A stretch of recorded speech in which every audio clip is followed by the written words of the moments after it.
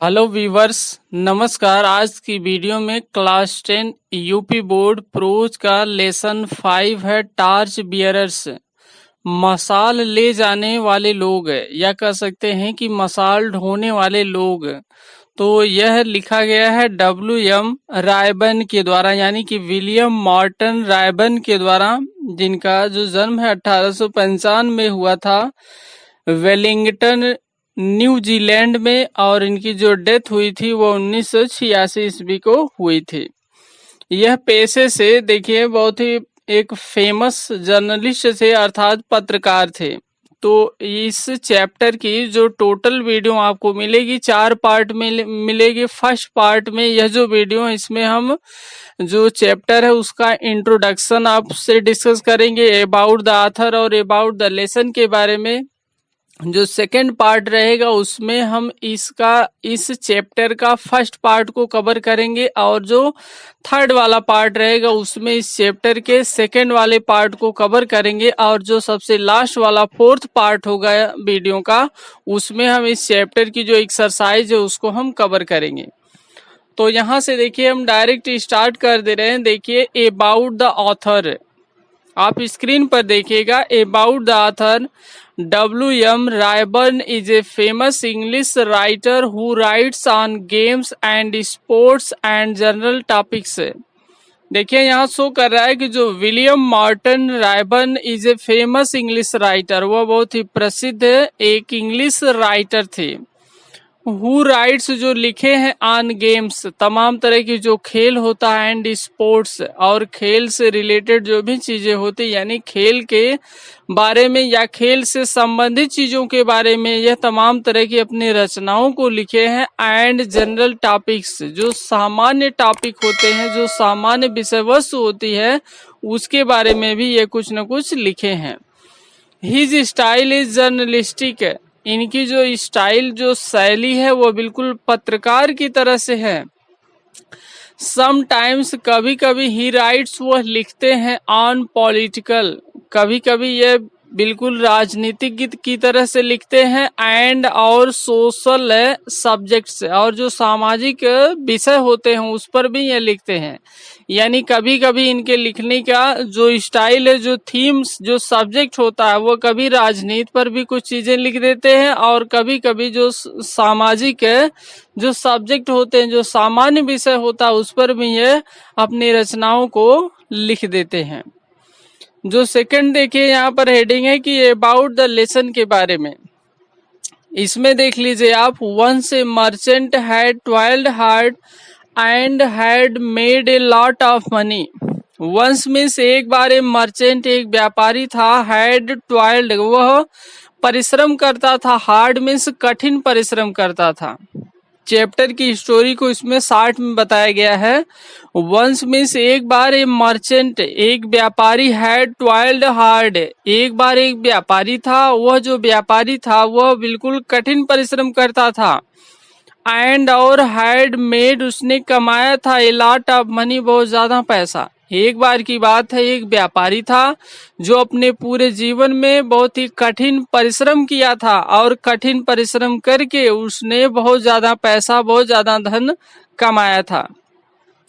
He wanted, वह चाहता था, टू गिव, देना चाहता था, ऑल हिज मनी, अपने सभी पैसे को, टू द सन, अपने लड़के को, हु प्रूव्ड हिमसेल्फ, जो खुद को साबित करे, जो खुद को यह सिद्ध करे कि टू बी द क्लेवरर, वह चालाक है, चतुर है, ऑफ द टू मीन्स दोनों में से।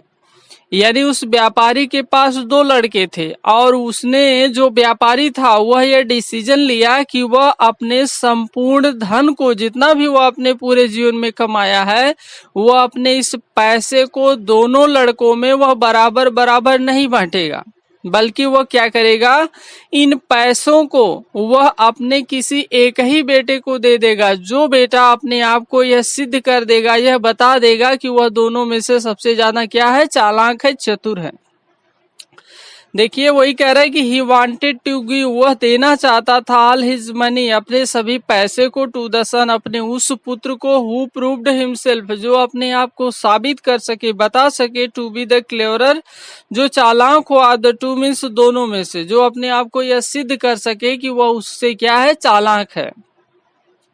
सो इसलिए ही डिसाइडेड, उसने निर्णय लिया, टू सॉल्व मीन्स हल करने के लिए, हिज प्रॉब्लम, इसकी समस्या को। सो मीन्स इसलिए ही डिसाइडेड, उसने निर्णय लिया, टू सॉल्व मीन्स हल करने के लिए, हिज प्रॉब्लम, वह जो समस्या थी, बाई गिविंग देम, उन्हें दे करके, टेस्ट में से एक उनका टेस्ट ले करके। इसलिए वह जो व्यापारी था वह सोचा कि क्यों न इस प्रॉब्लम को, इस समस्या को हल करने के लिए हम उनका क्या करें, टेस्ट लें। तो वह इस समस्या को हल करने के लिए अपने बच्चों को, अपने दोनों लड़कों को क्या कर रहा है, उनका टेस्ट ले रहा है। In the test means test में, द यंगर सन, जो छोटा वाला लड़का था, वाज प्रूव्ड, वह सिद्ध करता है, इंटेलिजेंट मीन्स अपने आप को बुद्धिमान। जब टेस्ट लिया जाता है दोनों लड़कों का, तो उनमें से जो छोटा वाला लड़का था वह अपने आप को यह सिद्ध कर देता है कि वह बड़े वाले से क्या है, इंटेलिजेंट है, उससे बुद्धिमान है। इन दिस वे, इस प्रकार से, we can say that, in this way, इस प्रकार से, वी कैन से दैट, हम यह कह सकते हैं कि age does not make one great, इस प्रकार से हम यह कह सकते हैं कि एज, जो उम्र है, does not make one great, वह किसी भी व्यक्ति को महान नहीं बनाती है। अतः हम यह कह सकते हैं कि उम्र से कोई भी व्यक्ति बड़ा या छोटा नहीं होता है। बट इट इज विजडम, वह बुद्धि से होता है, ज्ञान से होता है, टैलेंट से होता है, एक्सपीरियंस से होता है, यानी जो चीजें उसके पास है उसी से वह होता है। उम्र से कोई भी बड़ा या छोटा या महान नहीं हो सकता है। दैट मेक्स, जो बनाता है, वन, किसी भी व्यक्ति को, ग्रेट मीन्स महान बनाता है।